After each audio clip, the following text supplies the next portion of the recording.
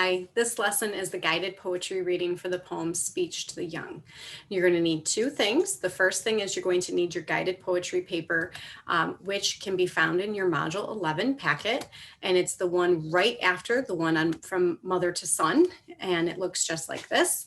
Before we get started, please make sure that you fill in your name, first and last name, your period, your cohort, and today's date.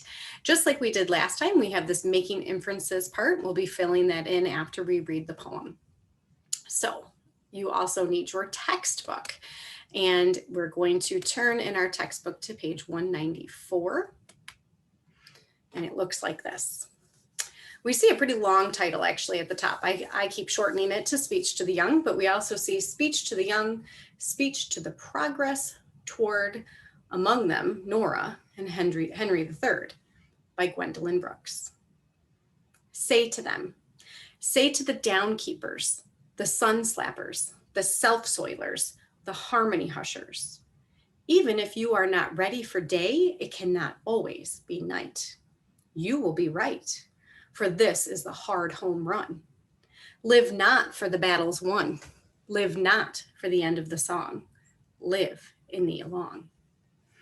All right, let's take a look at the worksheet. We're going to be flipping back and forth quite a bit here. So first of all, the title is Speech to the Young. And what can we infer from that? Yeah, an older person is talking to someone younger.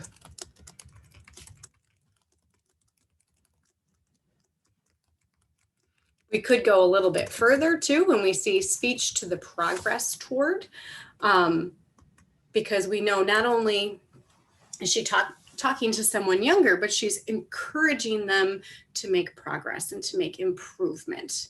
Okay, before we get to this advice, even if you're not ready for day, I want to go back to the poem itself. So let's kind of break it down a little bit. Say to them, there's a group of people that she's telling them to talk to: downkeepers, sun slappers, self-soilers, and harmony hushers. So imagine them, picture these. What, somebody who slaps the sun. I don't want the sun, I'm not in the mood for it, right? Self-soilers.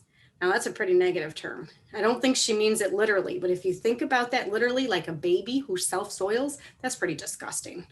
But figuratively, to self-soil, they're putting themselves down. They're it's a very negative thing. And then harmony hushers, people who are quieting the music, be quiet, etc.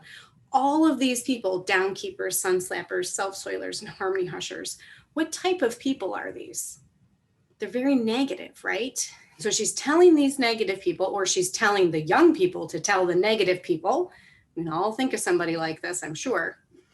Even if you are not ready for day, it cannot always be night. What does that advice mean?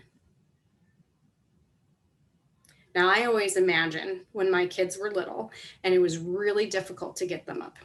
And I would go in and I would turn on the light, and immediately the covers would go over their head. Oh, they didn't want to see me. They did not want to get up and out of bed. They were not ready for the day. They were still tired. They wanted to stay in bed all day. But life can't be that way, can it? Even if you're not ready for the day, it can't be night all the time. Life's going to happen, right? Life is going to continue moving on. So we'll put something like that in our chart. So life is going to continue even if you're not ready.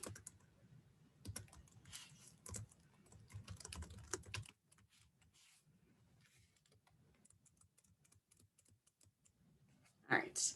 Then we get to her last bit of advice, but let's look at these other parts here. So she's saying if you realize that life's going to keep moving on, then you're right. And that's the hard home run. That's something hard to accept and hard to do, but if you do it, it'll be great. And she tells us, live not for the battles won. When did battles won happen? Those happened in the past. right? Live not for the end of the song. When did that happen? In the future. Instead, she's saying live in the along. So what does she mean by live in the along? She means live in the present. Okay, now you have a couple lines to fill in here. First of all, what kind of a person do you think the speaker is? And what text evidence do you base this information on? Now, we talked about those negative type people. We would call them pessimists, right? And if she's the opposite of that, what's the word for that? So you could use optimist, okay? And what in the line, in the poem, can you use to base the fact that she is an optimist, somebody who looks on the bright side of things? All right, when you're ready, we're going to talk about these questions that you're going to answer on your own again. And the first one is imagery.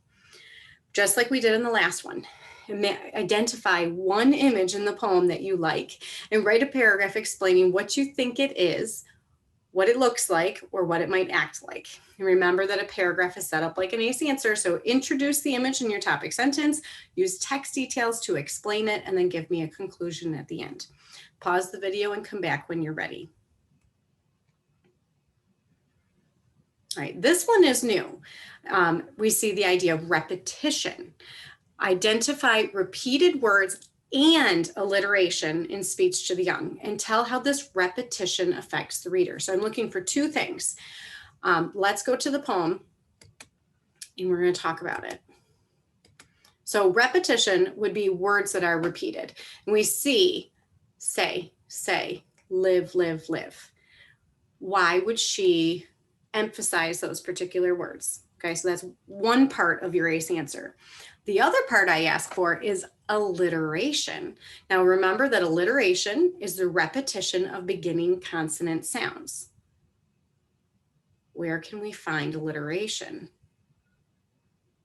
Sun slappers, self-soilers, harmony hushers. Okay, the repeated S's, the repeated H's, those are your examples of alliteration.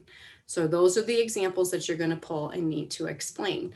So how are we going to explain them?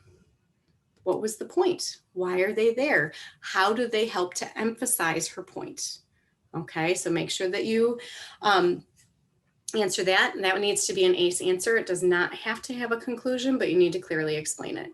And then once again, your last one here is to write the theme. Remember that the theme is the message the poet is trying to help us understand. It's an important idea about life. It's her advice that she is giving us. It's not the summary of what we read. All right, when you're done, you can turn these in, preferably on paper to me, but if I am not there and I've added it as an assignment, please make sure that you note which way to turn it in.